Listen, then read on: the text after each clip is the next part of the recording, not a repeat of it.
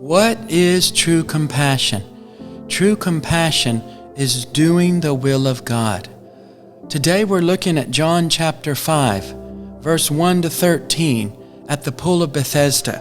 When the Bible speaks about the feast and Jesus went up to Jerusalem, and there was by the sheep market a pool, and they called this in the Hebrew the Pool of Bethesda.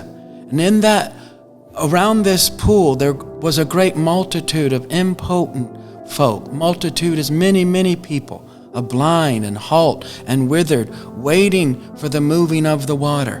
Because the angel would come at a certain season into that pool, and the first ones that stepped in to that pool with the troubling of the water were healed. And there was a certain man in that place that had an infirmity, verse 5 says, for 38 years.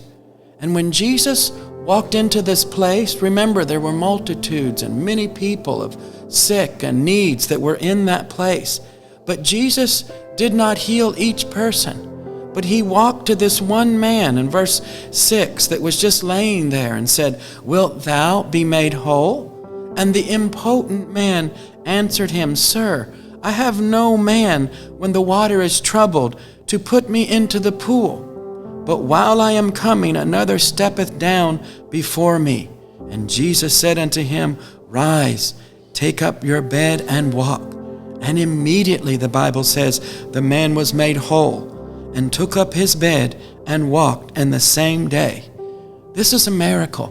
This is the Lord walking into a place where many needs were, and maybe little babies with needs, maybe women and children or other men were there, the multitude of people. What an example of compassion today when we think of someone with that kind of authority and power, that everyone would be healed, that all needs would be met. But Jesus walked to one man, one need, and the Bible says he was immediately made whole. I'm wondering today if that same power and authority of God was on the earth. What is true compassion? True compassion is doing the will of God. And today, Jesus is our example. And I want to encourage you to walk in his perfect will. Walk in his perfect faith. He's given you authority. He's given you that power. But remember, his desire and his will must be done.